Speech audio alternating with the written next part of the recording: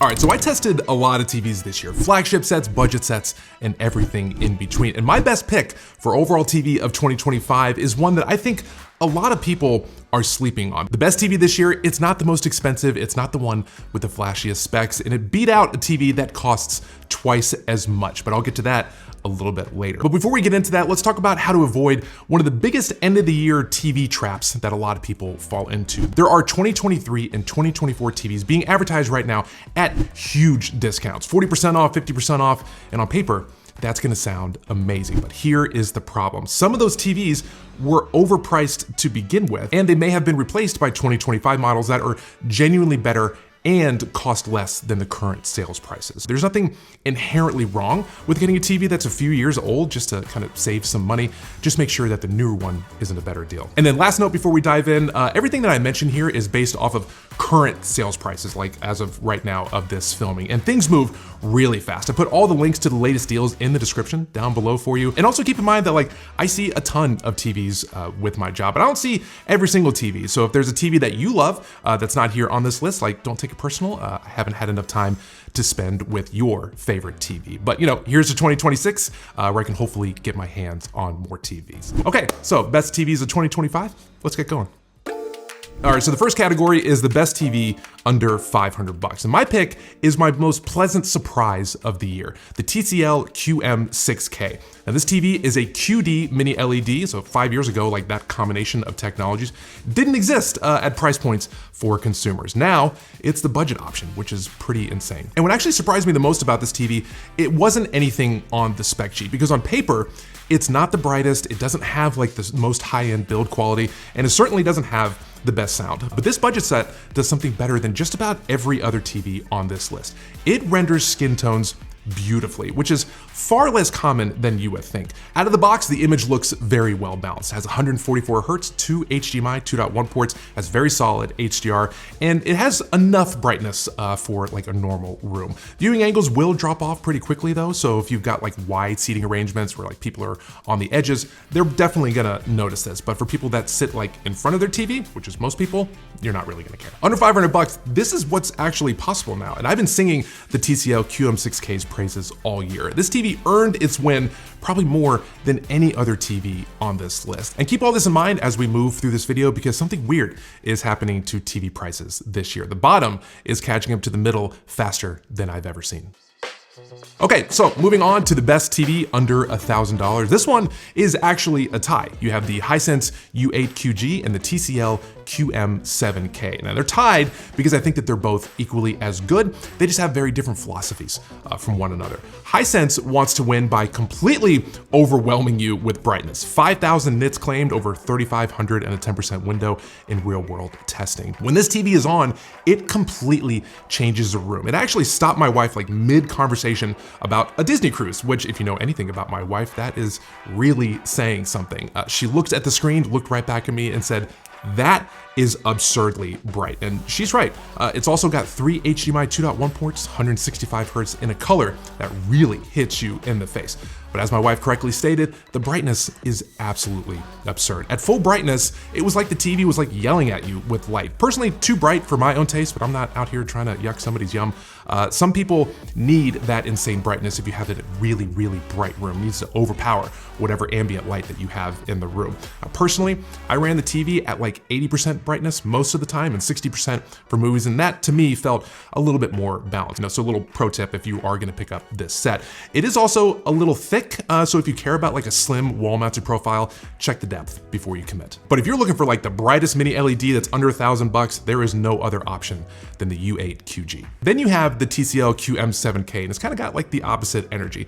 It's not trying to impress you immediately. It's trying to just look right. The contrast handling, the tone mapping, the way the HDR sort of feels very balanced instead of overcooked. The picture feels premium, and you get to pay less than half of that premium price for it. However, it only has 2 HDMI 2.1 ports, which is a little frustrating. I can understand the entry-level models only having 2, but TCL, come on, add a third. For these mid-tiers, they really, really need it. But if you want flagship picture quality without flagship level prices, and you don't mind that it doesn't have a flagship build quality, then the TCL QM7K is one of the best price per performance TVs this year.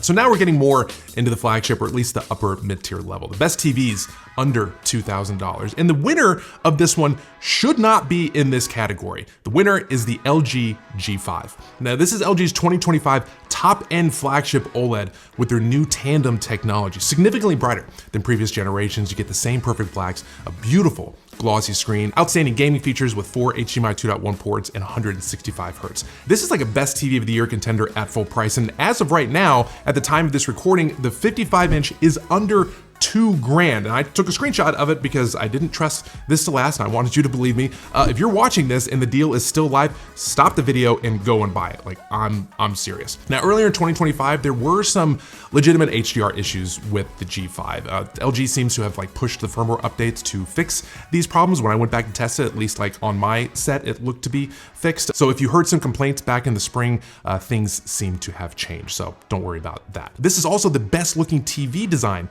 of the year. The gallery flush design mount is absolutely gorgeous. This almost won my TV of the year. It was like really, really close. If you're looking for an extremely bright OLED with a glossy screen that'll last you for at least 5 years, this is definitely a worthy set. Although honorable mention here, if you want to go for those sort of like huge TV sizes, the Samsung S90F in 77 inches is also under $2,000 and it's QD OLED. And that sentence was not possible 2 years ago. It's got the DNA of Samsung's premium tier S95F in a more accessible package. If size matters to you more than absolute refinement, then the S90F is the play. Okay, so now we're almost to the best TV of 2025, but there is still one more category to cover before we get there. The premium tier of TVs, the best TVs over $2,000. In this category, it feels like it's an easy pick. The Samsung S95F wins here. It's QD OLED, it has an incredible pop, best combination of brightness and color volume and accuracy that I saw on any OLED this year. The matte screen coating handles bright rooms better than pretty much anything else.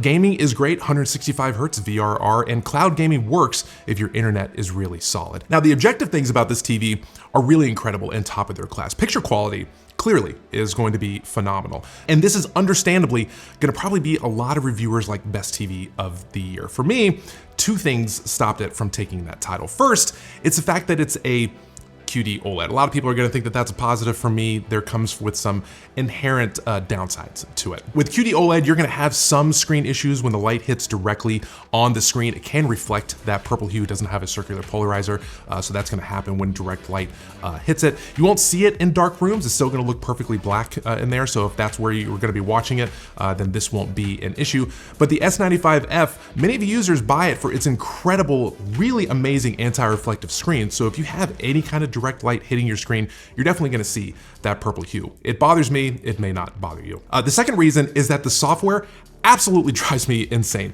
Tizen is cluttered. You got ads everywhere. Every time I turn the TV on, it's trying to sell me something else. Like, I bought the TV, like stop selling me things. Plus it requires you to have like a Samsung account, like just to set the TV up, and nobody wants to sign up for more email advertising that they can't unsubscribe to if they don't want to. It's a $3,000 TV with the software experience of like a free streaming stick. Samsung, please fix this. Like, you're so close to being perfect and you just kind of keep tripping over your own feet. But that picture is so good. It actually almost makes me forgive it. So it wins the category for like best premium TV of the year, but doesn't win the overall prize for those reasons. Now, a few honorable mentions before we move on. Sony Bravia 9 is the mini LED's purist's choice. Sony's processing makes backlit TVs look better than anything else. Incredible brightness control and amazing detail. If OLED isn't your thing, then this is the LED to get. It would have been my premium pick as the winner if it just cost less. Honestly, it's a little bit too expensive for what it is. The Sony Bravia 8 Mark II deserves a strong mention here too. It's the most color accurate OLED that I tested all year and maybe even ever. Again, Sony's legendary processing makes absolutely everything look cinematic in ways that other brands just can't quite match. It's not as bright as the competition, and I think that's kind of why it got overlooked by a lot of people. But brightness isn't everything, right? For OLED purists, this is the one. And all these TVs are excellent, like every single one of them. But here's my problem. Most TV reviewers and publications are going to tell you that the best TV of the year is the one that gets the brightest, it's the one that has the highest color volume and the best processing. And honestly, like, those picks are gonna be valid. The last few TVs that I talked about in this list all kind of fall into those categories. But that's not how I personally judge the best overall TV. I choose it based off of the price per performance, and one that will look and feel just as premium today as it will 5 years from now, and one that you didn't have to spend over $3,500 just to get. It's the TV that I think that most people get, not TV purists, normal people. So my pick for the best TV of 2025 is the LG C5. Not the G5, not the Samsung S95F, but LG's mid-tier secret weapon, W-OLED C5. Now it doesn't have quite the processing power of like the G5 or the S95F. It's not as bright, and it's definitely not the flagship, but I don't care, because in the real world, watching real content in a real living room, the difference shrinks to almost nothing. The C5 is going to be more than bright enough for most rooms. The colors are alive, the motion handling is excellent, 4 HDMI 2.1 ports, 120 Hz native and 144 Hz. With VRR and gaming, it's LG, it's gonna be outstanding. And I like to think of it as kind of like a dupe of the premium TVs, like a really, really good one, sort of like cologne, right? Like no one goes and buys like the super expensive bottles in the stores. They go to the stores, they try them out, and then they go online and they find a dupe that smells almost just like it for a quarter of the price. Now, would I rather have a G5 in a vacuum? Sure. But I would gladly take the C5 and an extra $800 in my pocket, and I think most other people would too. And if you saw both of them like side by side, something that I think most people would never have the opportunity to do, not even in like stores, they're not gonna put that one next to that one, it's gonna be one over there and one over there. The G5 is certainly going to be brighter. But if you just have the C5 in a bright room on its own, I don't know anyone that would really have any major complaints about that set. And that's really kind of what this year is proving to me. The value is coming from below. The budget TVs are embarrassing the mid-range ones, and the mid-range ones are embarrassing the premium ones. And a TV that costs like half as much as the flagship can hang with the big dogs if you're actually watching it instead of just like measuring the nits. And now all of that was this year. And let me tell you, if you thought that 2025 was really good for TVs, 2026 is about to blow you away. There are tons of new things that are on the horizon that I can't really tell you about yet. Some of it I actually can't talk about it yet. But a few things that I can talk about are things like Panasonic being back in the US market. That's awesome. RGB mini LED also coming out. You're gonna see this absolutely everywhere, sort of like the next generation of mini LED tech. I'm sure you're gonna be seeing that stuff all over CES this year, so make sure that you're subscribed to the viewing angle for all the coverage and breakdowns. But after all this, here are my final thoughts. Just simply stop shopping by discount, stop shopping by the spec sheet, and then stop assuming that expensive means better. The best TV is kind of the one that disappears when you're watching it, right? Like when you stop thinking about the screen and just start watching the thing that you actually wanted to watch. Now, every TV on this list does some version of that, but the LG C5 just does it in the most well-rounded package. It deserves this award because it's giving consumers better performance than what they paid for it. And in a time that the dollar just doesn't go as far as it used to for just about everything, isn't it nice to find something that's the exception to the rule? Links in the description for all the things that I talked about. Don't fall for the traps. Thank you so much for watching, and I'll see you in the next one.